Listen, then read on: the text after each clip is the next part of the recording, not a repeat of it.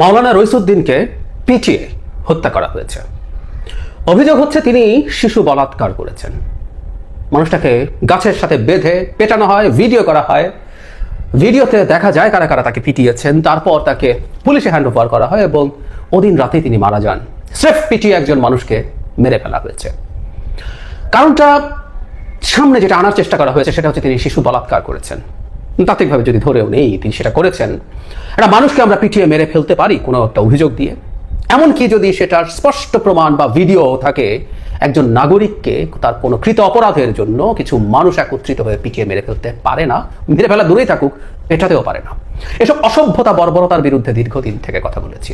কিন্তু মাওলানা রইসের ঘটনাটা আসলে এত সোজা না, এত সরল না। এর মধ্যে জড়িত আছে ভিন্ন বিষয়, ভিন্ন ইস্যু। তিনি আহলে সুন্নাহ ওয়াল জামা যে সংগঠন আছে তার অংশ, তার সদস্য। আমরা সহজভাবে যদি বলি, এনারা মূলত মাজারের সাথে রিলেটেড। এবং আমরা জানি বাংলাদেশে ইসলামের নানা রকম মতভিন্নতা আছে এবং স্বাভাবিকভাবেই যেটা হয়েছে, এই গ্রুপকেও কেউ কেউ পছন্দ করেন না, না করতে পারেন। পৃথিবীর প্রত্যেকটা ধর্ম আসলে তাদের ইন্টারনাল নানান রকম ডিভিশনস থাকে, সেগুলো নিয়ে বিতর্ক থাকে, অপছন্দ থাকে, শত্রুতাও থাকে, সত্যিকার অর্থেই থাকে। বিভিন্ন ধর্মের মধ্যে এই ধরনের অতীত আমরা পূর্বে দেখেছি, এই ধরনের ঘটনা আমরা পৃথিবীর বিভিন্ন দেশে রেখেছি।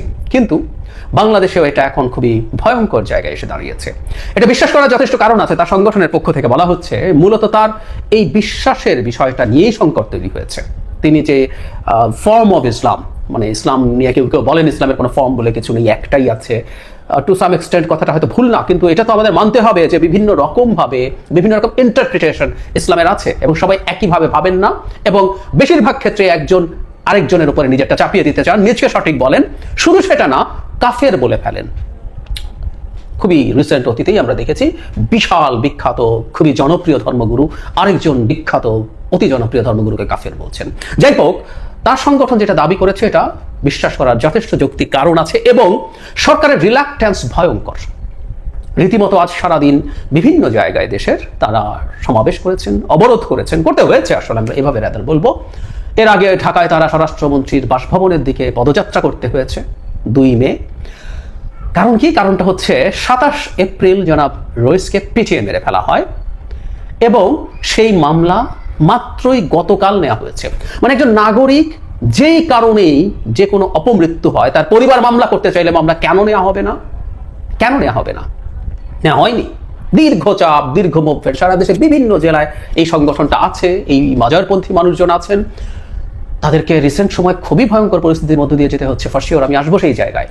সেসবের ভিত্তিতে শেষ পর্যন্ত একটা মামলা হয়েছে, একটা দায়সারা মামলা বলবো, কারণ সরকার যেটা স্পন্টেনিয়াসলি করার কথা ছিল, কেউ মামলা না করলে এই ধরনের একটা বিভৎস ঘটনার পর পুলিশ নিজ থেকে মামলা করার কথা ছিল, কিন্তু না, তীব্র চাপ তৈরি করে 5-6 দিন পরে গিয়ে, 7 দিন পরে গিয়ে মামলা নেওয়া হয়েছে, তাও চাপের কারণে। এই হচ্ছে অবস্থা। তাতে বোঝা যায় এর সাথে এটা জাস্ট একটা বলাৎকারের অভিযোগে পিটিয়ে মেরে ফেলা না, এর সাথে গভীরভাবে এখানকার যে ধর্মভিত্তিক ক্ল্যাশ ছিল 5 আগস্টের পর থেকে, যেটা বেশ সিরিয়াসলি সারফেস করেছে, সেটা জড়িত এবং সরকারের সাথে জড়িত। আমি দীর্ঘদিন থেকে একটা আলাপ করছি, সেটা হলো শেখ হাসিনা পালিয়ে যাওয়ার পর 5 আগস্টের পর থেকে বাংলাদেশে 100-র মতো মাজার ভেঙে ফেলা হয়েছে হামলা করে। একটা ক্ষেত্রেও সরকার বাধা দিতে চায়নি, একটা ক্ষেত্রেও না। সো এই যে সংগঠনটা আহলে সুন্নাহ ওয়াল জামা, তারা এগুলো আসলে এই হামলা, তাদের মাজার ভাঙা প্রত্যক্ষ করেছেন মাসের পর মাস। শুরুর 1-2-3 মাসকে আমি ছাড় দিতে প্রস্তুত থাকলেও গত 1-1.5-2 মাস আগেও এই ঘটনাগুলো ঘটেছে এবং একটা মাজারে ভাঙচুর, একটা ওরসে ভাঙচুরের ক্ষেত্রে মানুষ আহত পর্যন্ত হয়েছেন এবং কখনো কখনো কোনো জায়গায় তাদেরকেই এটা প্রটেক্ট করার জন্য নামার প্রস্তুতি নিতে হয়েছে। অথচ এখানে একটা রাষ্ট্র আছে, একটা সরকার আছে, যার কাজ হচ্ছে প্রত্যেকটা মানুষের অধিকার রক্ষা করা।